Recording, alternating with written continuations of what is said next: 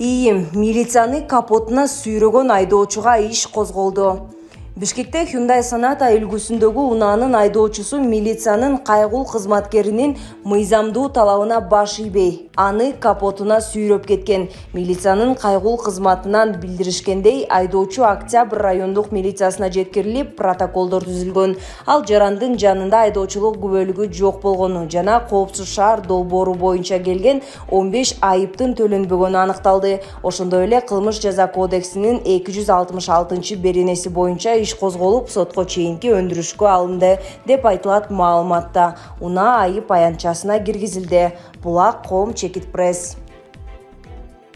Ачкачылык жарыялаган блогер Гүлзат Мамытбектин абалы кандай? ЖАМКнын жообу.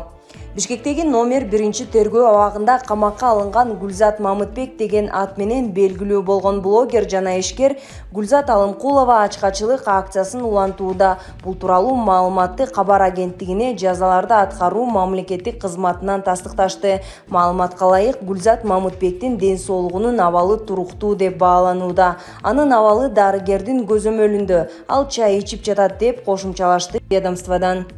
Эскерте кетсек, Мамытбек Кыргызстандын кыйноолорду алдын алуу боюнча улуттук борборунун кызматкерлерине 14 ноябрдан бери нааразылык иретинде ачкачылык жарыялап жатканын билдирген. Булак Коом Чекит Пресс. Көлдө 50 жаштагы эркек киши өзүн өзү мылтык менен атып көз жумду. Жети өгүздө 50 жаштагы киши мылтык менен өзүн өзү атып көз жумду. Бул тууралуу Ысык көл ОИБтен билдиришти. Маалыматка караганда, окуя бүгүн 18 ноябрда саат 12:55 чамасында болгон. Жети өгүз райондук оорукананын тез жардам кызматынан Жети өгүз РИИБке маалымат түшкөн. Анда Кызыл Суу айылынын 1971 жылы туулган тургуну курал менен өзүн өзү атып каза болгондугу тууралуу маалымат түшкөн. Айтылган факты Жети өгүз РИИБке катталып, сотко чейинки өндүрүш иши башталган. Териштирүүдө анын жакындары көрсөтмө беришип, анда мылтык жарандын өзүнө таандык экени, мылтыкты эгине такап атынганы маалым болду. Анын жубайы көрсөтмө берип, окуя ал уктап жатканда болгонун айткан. Учурда териштирүү иштери жүрүп жатат. Булак ЖТТВ Чекит Кейжи. Калмаматов: ура, ура дей бербей отуруп иш кылыш керек.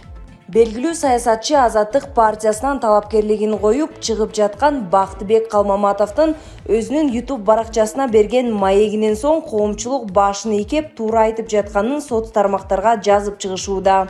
Анда ал Баткен чек арасынын чыныгы абалы, жергиликтүү элдин мөгдүрөп калганын, мамлекеттин экономикалык жактан утулуп жатканын айтып, бир катар нерселерди көзгө сайып көрсөттү. 5 жылдан бери чек ара кызматы Баткенге 500 аскерди сурап жатканын, ошол эле маалда президентти 700-800 жан сакчы кайтарат. Эмне 250 000 баткендик тургундардын өмүрүнөн президенттин өмүрү кымбатпы? Буга чейинки бийликтин контрабандисттеринин айынан ошол анклавдын кирип чыгышына КПП коюлган эмес. Эң кур дегенде КПП коюп койбойт белеңер. Ошол согушта курал-жарак каяктан пайда болуп калды? Жүрөктү өйгөн көп суроо бар. Андан аркы маегинде биздин мамлекет Баткендеги маселелерди чече албай, өзүбүздүн так позициябызды көрсөтө албаганыбыздан дүйнө элинде имиджибиз түшкөнүн айтып сынга алды. Өзүбүздүн акылыбыздын жоктугунун айынан, оозубузга албыздын жетпегенинин айынан 36 адамды өлтүрүп койдук. Ошол кырдаалды алдын ала албаганыбыздан бүгүн адамдар үйү жок калды. Биз дүйнөдө колунан бале да келбеген мамлекет деп имиджибиз түштү. Биз жеңилдик, биздин жүрөгүбүз канады. Биз моралдык сындык. Ким жооп берди? Эч ким жооп берген жок. Жооп бергендин ордуна биздикилер барып чек араны жаап коюшту. Чек араны жаабардан мурун ойлонуш керек. Стратегиялык жагын ойлонуш керек. Чек араны жаап койсок, баткендиктердин тиричилиги эмне болот? Ура, ура деп эле чек араны жаап алганбыз.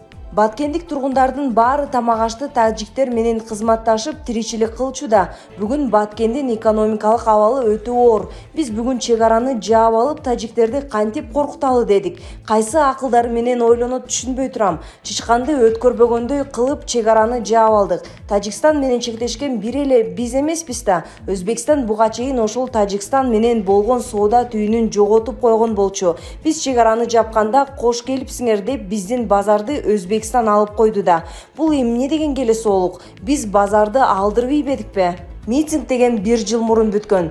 Ура, ура дей бербей кабинетте отуруп иш кылыш керек. Биз базарды алдырып ийбедикпи? Баткендиктер өрүгүн, майын, семичкесин баарын тажик туугандарга сатып тиричилик кылчу да ушул күнгө чейин. Азыр эми эч жака сата албай. Күрүчтүн баасы итбекер болуп калды. Ал баткендиктер ошону менен жан бакчу. Же мамлекет ошол күрүчкө кымбат бааны коюп бердиби? Жок, көгөрүп чек араны жаап отурушат.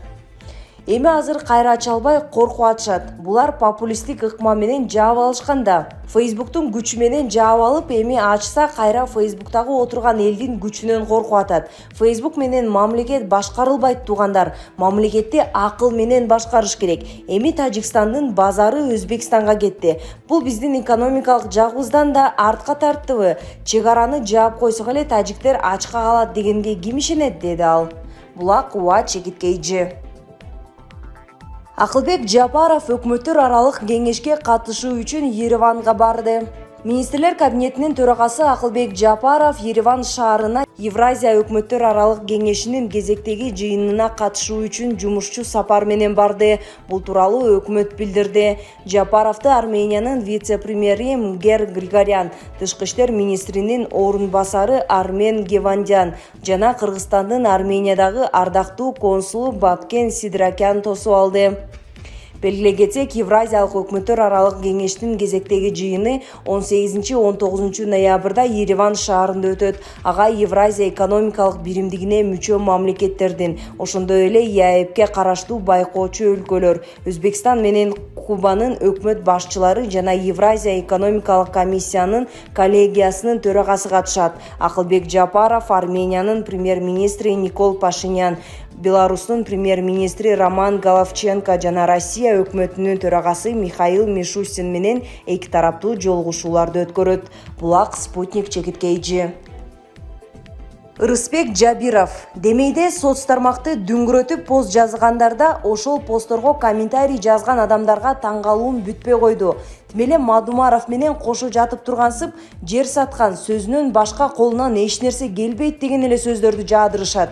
Бирок бирөөсү дагы прокуратурага барып, Мадумаров жер саткан, мен күбөмүн деп арыз жазууга духу жетпейт. Анткени анын күнөөсү жок экенин акылынын түпкүрүндө баары билет. Күнөөсү болсо мурунку президенттин бөрк ал десе баш алган командасы эмдигиче түбүнө жетмек. Өткөндө Садыр деген акам Мадумаровдун жүзү жок, эртең эле сени тааныбай калат. Жердештери да капа, бири-бирибизди бир кызматка койбоду. Айылга жардам бербеди деп жүрүшөт десе күлдүм. Анткени 6 жыл мурун Санжар досум Мадумаров менен тааныштырып калды. 2 саат көк чай ичип бакылдаштым лидер менен. Арадан 2 жума өтпөй Чүй менен Тоголокмолдо көчөсүнүн кесилишинде жолугуп калып учурашсам, Мадумаров алик алып өмүрү тааныбаган адамдай басып кеткен эле. Мен ошону эстеп күлдүм. Айтарым, тиги классташым, тиги тууганым, тиги кудаам, тиги шоопурум, тиги досум, тиги чай ичип жүргөн киши эле деп көңүл улабаган. Бир гана мамлекеттин кызыкчылыгын көздөгөн кишини издемиш болгон коом. Ошондой эле кишини көрүп туруп көрмөксөн болгону жан кейитет. Нагыздар муну моюнга алышат.